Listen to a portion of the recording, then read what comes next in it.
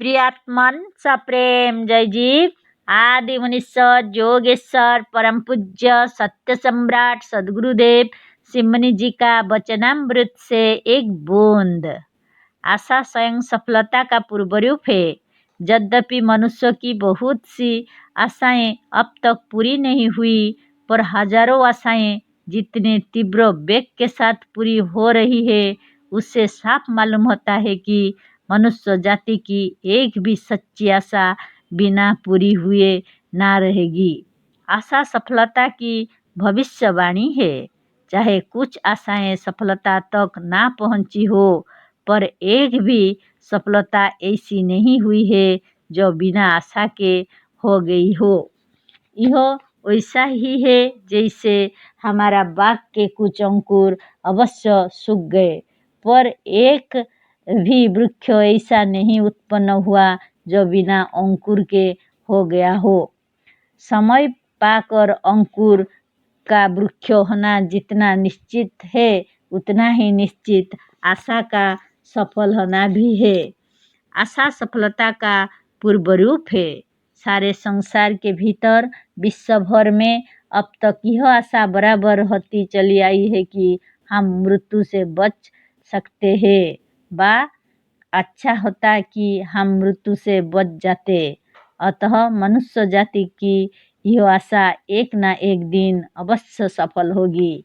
मनुष्य जाति का सबसे बड़ा शत्रु मृत्यु है। इसका जीतना सबके लिए अत्यंत आवश्यक और सबसे पहला कर्तव्य है। कुछ लोग कहते हैं कि हमारे शास्त्रों हमें शरीर से अमर होना नहीं बतलाते। लोग शास्त्रों का प्रमाण देकर कहते हैं कि जन्म के बाद मरण और मरण के बाद जन्म आवश्यक है। ठीक है, यदि जन्म के बाद मरण आवश्यक है तो मरण के बाद जन्म भी अवश्य होना चाहिए, पर ऐसा मानने से तमाम शास्त्र स्वयं असत्य हो जाएंगे। हमारे हिंदू शास्त्र ही नहीं, यदि ऐसा माना जाए तो सभी मजहब झूठे पड़ जाएंगे। मजहबी दीवार मुक्ति की बुनियाद पर खड़ी है, और मुक्ति एक ऐसी अवस्था है जहाँ जाकर मनुष्य अमर हो जाता और जन्म मरण के बंधन से छूट जाता है। मजहबी मनुष्य, धार्मिक लोग या ज्ञानी पुरुष कहा करते हैं कि अमुक प्रकार के धर्म या ज्ञान से मनुष्य मरने के बाद फिर जन्म नहीं पाएगा, अर्थात वह मुक्त हो जाएगा। अतः अब सोचना यह है कि यदि मरण के बाद जन्म अनिवार्य और अवसंभावी है तो किसी भी मनुष्य की मुक्ति कैसे हो सकती है। मरण के बाद मुक्त होना जरूरी है, पर मुक्त कैसे हो सकता है यदि मरण के बाद जन्म ध्रुव और अनिवार्य है, और यदि मरण के बाद जन्म निश्चित नहीं है तो जन्म के बाद मरण भी ध्रुव और निश्चित नहीं हो सकता। इसी से हमने कहा है कि जन्म के बाद मरण मानने से संसार से सारे मजहब झूठे पड़ जाएंगे। यदि ज्ञान और उच्च विचार द्वारा मरण के बाद जन्म का ना होने देना संभव है, तो ज्ञान द्वारा जन्म के बाद मरण का ना होने देना भी असंभव नहीं है।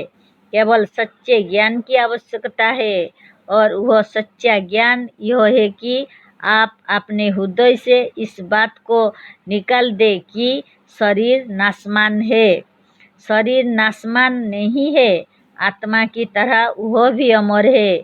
सच्ची बात यह है कि संसार का एक अणु भी नाशवान नहीं है, और जब संसार के किसी अणु का नाश नहीं होता तो आत्मा और शरीर का नाश कैसे हो सकता है। इस बात को यदि तत्व से समझ लिया जाए तो इस सच्चे ज्ञान के प्रभाव से मृत्यु का भय हमारे हृदय से निकल जाएगा और हम अमर हो जाएंगे। जय जीव।